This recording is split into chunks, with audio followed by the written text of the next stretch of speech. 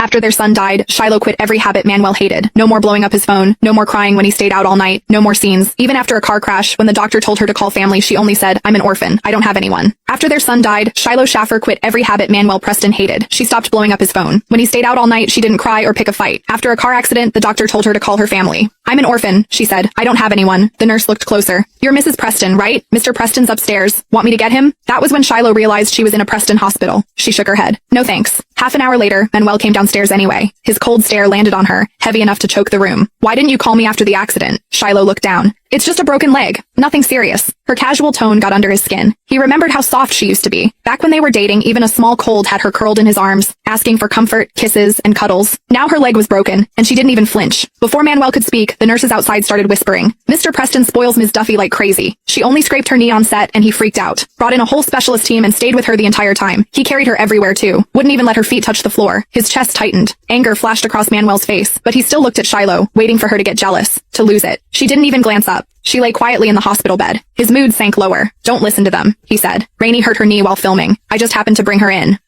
That was it. Manuel's temper snapped. "You don't believe me?" "I do." Shiloh answered every question, but there was no emotion in her voice. "Rainey's your adopted sister. You grew up together. Of course you care about her." Before, Manuel would shut her down with that cold look. "Rainey's my sister. I can't just ignore her. She's family. Can you stop making a scene?" Now Shiloh was doing exactly what he wanted. No tears, no fights. He should have been happy. Instead, his chest felt too heavy. "Something's wrong. None of this feels right." A nurse pushed open the door. "Mr. Preston, Ms. Duffy says her knee hurts. She wants you upstairs." Already on edge, Manuel snapped. "Then she should see a doctor. I'm not one. Why are you calling me?" The nurse rushed out. Manuel looked at Shiloh, guilt in his eyes. "Are you still mad about our son?" Rainey was wrong. I already chewed her out. He hesitated, then sat beside her bed. "We can have another baby." He took her hand. "I'll stay with you this week." Shiloh quietly pulled away. Manuel frowned, ready to snap, when something crashed outside the door. Rainey Duffy had fallen in the hallway, struggling with her crutches. Manuel rushed over and lifted her into his arms. "Why are you out here again? Didn't I tell you to stay in bed?" "I heard Shiloh got in a car accident." Rainey looked pathetic. "I came to check on her." Then she pressed closer to Manuel, like Shiloh scared her. Her voice shook as she looked at Shiloh. "Shiloh, please don't be mad at me. I never meant for Zach to die." Before, Shiloh would have broken down. She would have screamed through tears, demanding to know why Manuel kept protecting the woman who got their son killed. Now, she said nothing. She lay there with her eyes closed, like she was asleep. Her face was pale. She looked painfully thin. From the doorway, she seemed painfully fragile. A dull ache settled in Manuel's chest. "I'll take Rainey upstairs first," he said quietly. "I'll be right back." He carried Rainey away. Manuel never came back that night. Instead, Shiloh got a call from the Aerospace Agency. "Professor Schaffer, are you sure you want to join the space elevator project? It's classified. Once you're in, you'll be based there for decades. No outside contact. Not even with your husband." "I'm sure," Shiloh said calmly. "I already filed for divorce. In a week, once the waiting period is over, I'll get the signed decree. No more ties. A project cut off from the world is exactly what I need." The person on the line sounded stunned. "Professor Schaffer, are you serious?"